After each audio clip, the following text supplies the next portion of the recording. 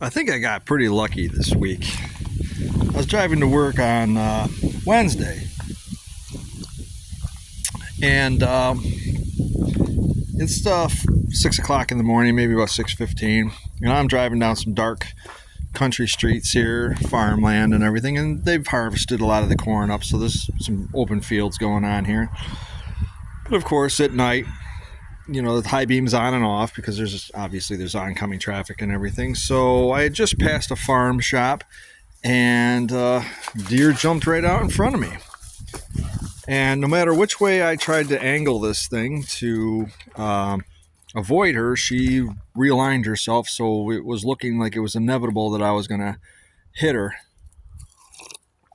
So I got on the brakes pretty hard, crossed my fingers, and one of the tires did lock up on this thing.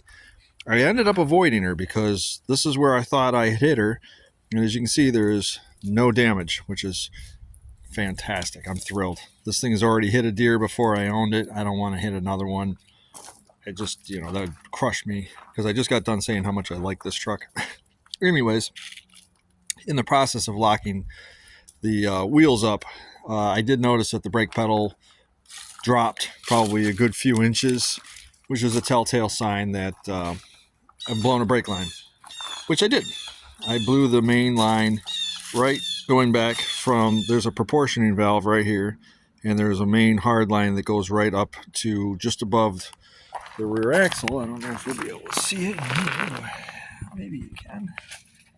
Right about there. You can see where the rubber line starts and the metal line stops. That is where it blew. And so it's ended up, speaking of Blue, this is Blue Dog. He's a great dog. Lots of medical problems, but a good boy. So this sat at work for a day. I didn't bring it home the night of, but my buddy came over with his trailer and picked it up, and we towed it back to here, this spot right here where it sits. Still got minimal amount of front brakes just because the split system and everything, which is lucky because I actually did drive this thing about 15 miles with that blown brake line just to get it to work because I didn't want to sit on the side of the road waiting for a tow truck. And I'm just like, I've driven vehicles with no brakes before. It's a little spooky, but I'm mostly on backcountry roads, so I wasn't terribly concerned. So I do have a roll of this copper nickel line, 3/16 copper nickel line. This is the stuff that you definitely want to use. I like this stuff because it doesn't rust. It's very easy to flare, and it's very easy to bend to get it to go in different spots where the steel line is very rigid and not good. And then I got this Napa part number, 641-3320. These are double inverted line nuts, 10 by 1. Got 4 of those.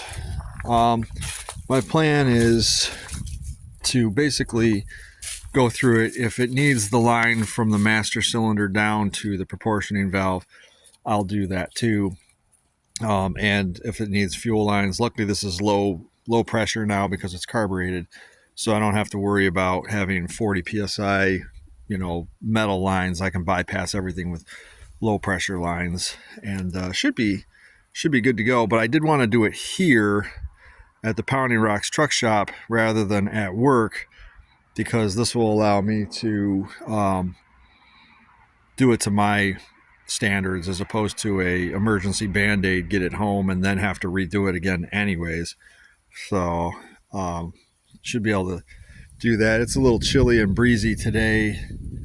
I think it's going to be sunny and probably mid-50s tomorrow, so I'm thinking I'll just roll it up onto the ramps and climb underneath it and see what I got to do.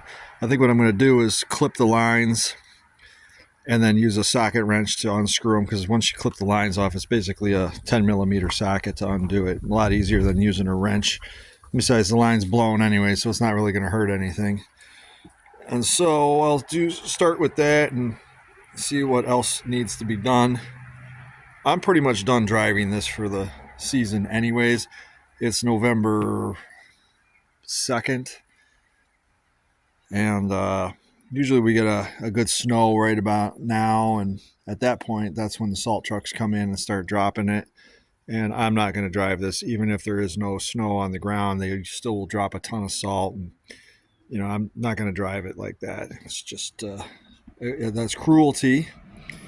And I don't want to be a cruel person to a truck that I like a lot. But that was my adventure. I'll tell you, it was deer. Sometimes they just want to get hit. It's just every move I made, and I had time to think about it. It's just I didn't want to slow down and lock up the brakes. I wanted to try and just dodge her, but she was moving in my direction, every direction that I changed. And so eventually I just had to lock him up because she just started running right in front of me. And then I thought I clipped her with the right front. And I got really, really lucky. Brake lines can be replaced. I am terrible at body work, so I really don't want to do it. So I'm glad I don't have to do anything like that. It's home. It's safe. And I'm very thankful. We'll get another season out of it. And it'll be even better because I'm going to go through and do lines. Like, share, and subscribe if you haven't done so already. I've got more stuff coming, and I got to apologize to some of my viewers for not getting to some of the projects that I've been promising. I do owe somebody a video about timing on the supercharged truck. I might do that today or tomorrow and get that loaded up.